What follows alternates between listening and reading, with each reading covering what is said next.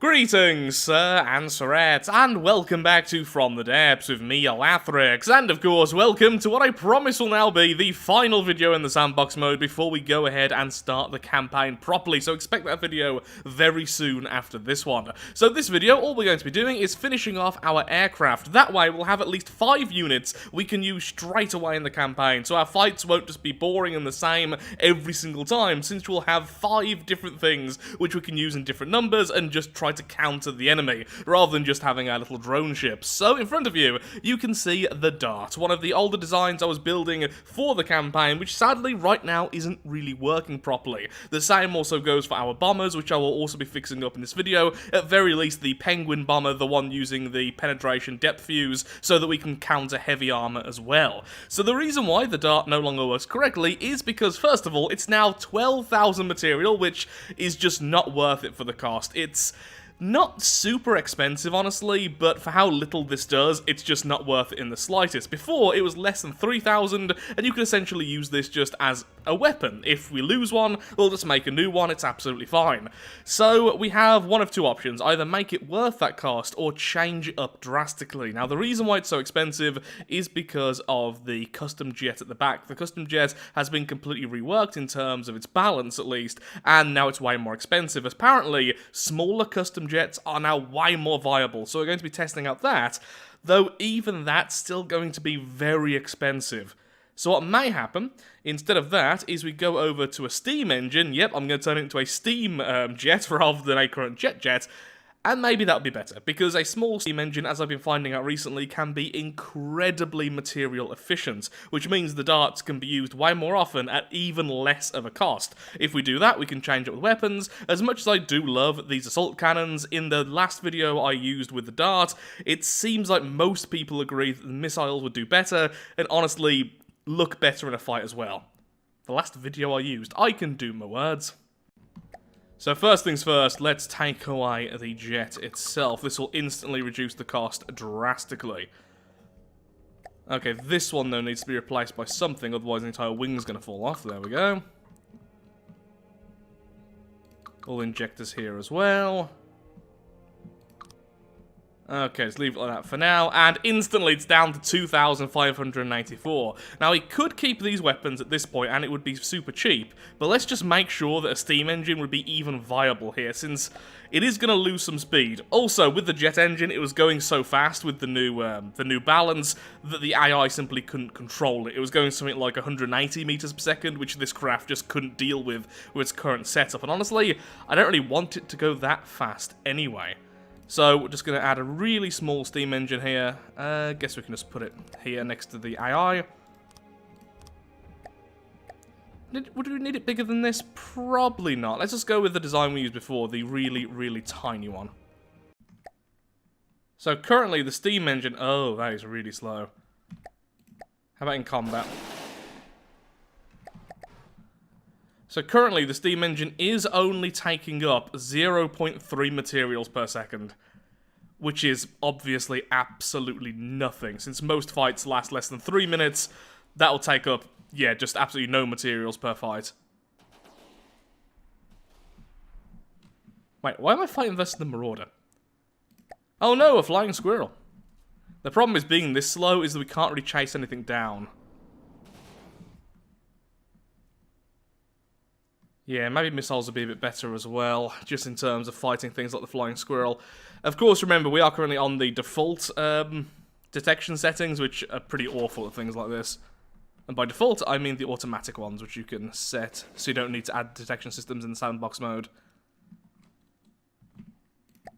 Okay. Clearly, though, that's not fast enough. That is nowhere near fast enough. So either we add more jets, or we try and design a smaller custom jet. For now, I would like steam. The reason is, it means we basically have no fuel in our entire fleet. It's all material. That makes it way easier to deal with. Not necessarily more efficient, though. Okay, well, let's change out the weapons. So what I want is incredibly agile missiles, very small payload, so they can't be used to deal with larger vehicles. Again, I'm trying to go as much as I can for specialized vehicles. I know I'm not necessarily good at doing stuff like that, but I am trying my best at the moment. So we probably want these small missiles on a launcher, because I think it'll look cool. Put them about here. And then focus completely on agility. Testing out some missiles. These are special missiles since they are using remote guidance, which means they're going off what the mainframe is saying, rather than anything else. So you can choose targets incredibly easily with it. So it'll always go after the smallest enemy, rather than anything else, and they are completely immune to flares. So this is the smallest custom jet we can add. This is currently draining 12 fuel per second, which actually isn't that much, by the way, considering fuel is cheaper than raw materials. And is setting us to 77 meters per second outside of combat, and about the same in combat, I believe. Oh yeah, I'm also testing out some missiles. Couple of hits, and there we go. Okay, I'll talk about those missiles in a second. Now, I would still like this to go faster, but to make this faster, it will cost us more fuel, and it will be more expensive up front. Already, the darts are now 4.9k resources, which is still very cheap, but for how small they are, how frail they are, and how little impact they have on a battle outside a very small craft, I don't think I want to improve its speed. Plus, these missiles are special. They're using remote guidance. Remote guidance missiles go off the detection systems of the AI rather than using their own detection. So if we go to a regular missile... So with a normal missile, you'll go with something like this, the active radar seeker or the infrared seeker, but these only target things which the seeker tries to seek. With the active radar seeker, it's larger radar profiles. With the infrared seeker, it's anything with enough heat. You can, however, use the laser designator. Now, I'm just not a fan of these. I don't like building them on the outside of the craft. I don't like how they look. Ultimately, I just don't particularly like using them. They are a good option, though, if you do want to try and target enemies specifically with the mainframe. So, rather than those, because honestly I just find it more fun, we are using the remote guidance. Am I saying it's better than the other options? Not really, but it is something I just want to try out. So the remote guidance uses whatever the mainframe is targeting rather than anything else. That way it's completely immune to flares, I believe, though it does use general processing power. Thankfully this craft isn't using much.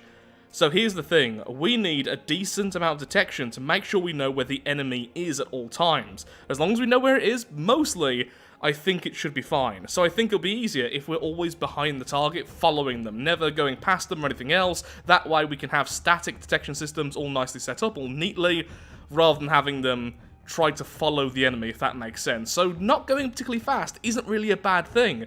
And I think 80 meters per second is okay. I would like it a little bit faster, so maybe I'll make the jet a little bit stronger. But for now, this is how we're going to stay. I'm now going to turn off the automatic detection, and we're going to see if this really basic setup works. So now it's going about 90 meters per second. Still not quick, nowhere near as quick as it used to be. But you see, this is what I wanted. It being able to tail enemies without overtaking them. Oh, yeah, the missiles are messing up because I may have accidentally removed some of the general purpose processing cards, so right now it doesn't have enough AI power to really manage everything. But ignoring that, that was kind of exactly what I wanted. Yeah, I think this may be the final version. I don't think I actually want it any faster. We could easily make it faster in the future, though this is still relatively cheap. Still a low fuel cost. Oh, just over 5,000 resources, and it's going to kill other small vehicles. So, yep, that's the dart, all well and done. I'll copy this now over to the other designs, so they're all the same, because remember I had dart A, B, C, D, etc. with different altitudes, and we are done. Just need to fix the processing stuff. Just messed around with the AI to make it even more kind of unstable looking, just to make it a bit more resistant versus enemy cram cannons and stuff. So, one final test. Marauders, Flying Squirrel, just making sure it goes after the right target. That's about right in terms of its movement. Could make it even rockier. There we go. And then it swapped targets afterwards. And now it goes after the Marauders, although it's going to do very little damage to these things. It's trying to fly over at about 100 meters above the target. Huh. If all the missiles hit the exact same place, it still did almost nothing. Well, it's definitely specialized then. It's going to knock wings off and destroy things without any armor on. But versus things like the Marauders, yeah, anything Marauder and above, it's going to do nothing to. Okay, need to add some settings to the missiles. Didn't even think about that. At the moment, it's able to fire whenever it wants to. Instead, I need to make sure it only fires at things in front of it and at a certain distance. Nice and simple. And I've set the controller so it only fires at things above 70 meters away. Oh, let's turn its engine back on. There we go. This should also help out a lot versus enemy aircraft as well. It's just easier to test on the Marauder because the Marauder stays still, mostly.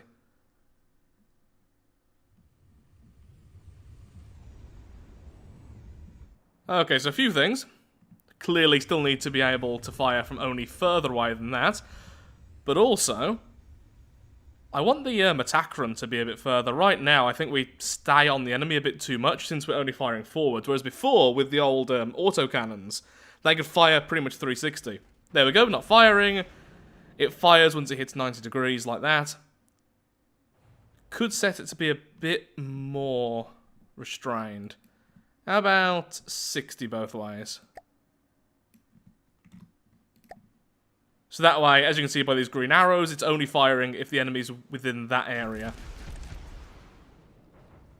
Yeah, let's go with that. It'll just look better. This is the final test.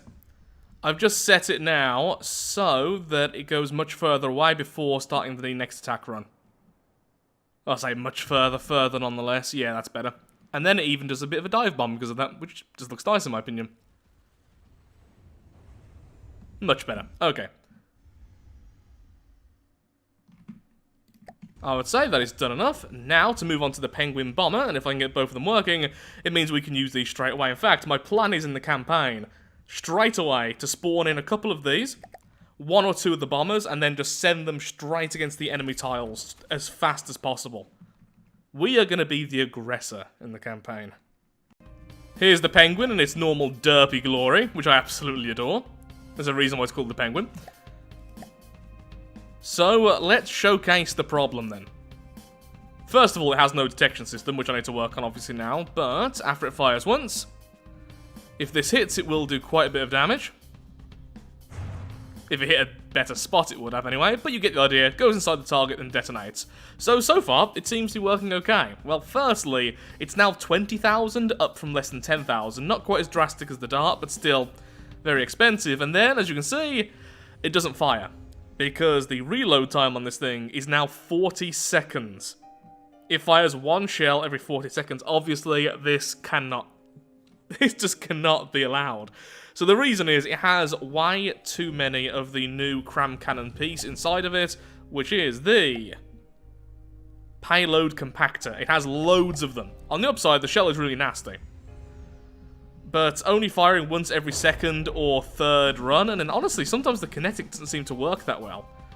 Oh, or did it detonate because it went through too many layers? Yeah, I think the depth fuse is only set for like 2 layers, so it went through 1, 2, then okay. Never mind, that worked perfectly fine, just fuse settings. So, need to work on the jet, need to work on the cram cannon, and need to give it the ability to see the enemy. Okay, the shells are now firing every 20 seconds.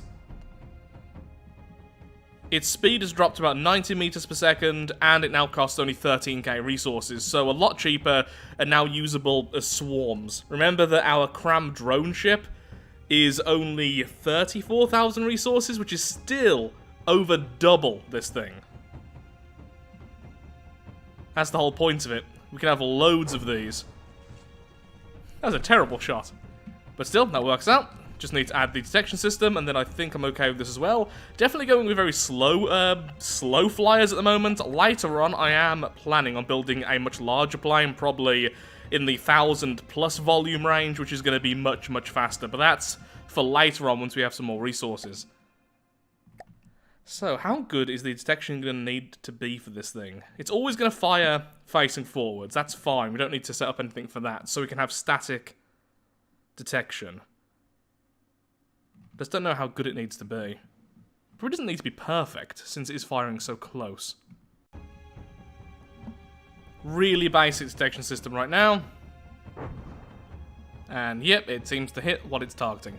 Okay, so what I'm going to do is set up a small test fight 2 of these and 3 of the darts versus a small enemy fleet of Deepwater Guard. And so the test begins. Straight away, the missile's going for that tiny little aircraft there and instantly being taken out, although one of our darts seems to have either had a collision or been hit by a missile from the flying squirrel. Both bombers, though, have got through because of that distraction. The Marauder turning last second there, but still one of the crams hitting at least. In the background, oh, the darts are taking out the flying squirrels nicely. Although one is harassing our bombers, which isn't really what I'd like to see. The missiles are just about able to catch those flying squirrels. 2 direct hits on one of the Marauders. Okay, the darts are now after that flyer, which was much easier to hit. The Shrike. So the flyers have been able to clear up all of the light enemy aircraft, and now our bombers are free to rain down hell upon the Marauders, nice and safely. And if we had any ships, they also managed to take out the Shrike, which would have been harassing our ships. So, for their very cheap purposes, they got the job done. We lost 1 dart. And now the darts will also be helping out attacking the Marauders, although their missiles won't be doing very much versus them.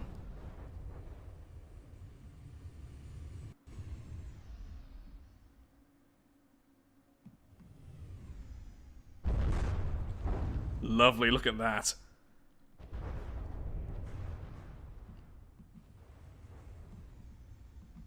And so over time, we will be victorious. So that is that. These are the harassment units. They are super cheap. We can spam them. Remember, these cost less than half of our cram ships. So although they're not doing all that much, which clearly they're not, they are super cheap. We can have them in huge numbers, far more than this in normal fights. Even more so with the darts, and they're gonna get the job done. So, nice and simple, they're gonna support everything else, so loads of support units, and that is my time for today's video. So, this is a shorter video, hopefully it was enjoyable, because sadly this week I haven't really had all that much time for recording. Things have been really weird around here, just life being life, but I will be starting the campaign properly, I guarantee, at very latest by the end of this weekend. So, the end of this weekend, very early Monday morning, something like that, the campaign will start, and then we are going to be doing some serious From the Depths on the channel. Loads more focus on it. I've had a lot of fun here. It took many more hours than you might expect.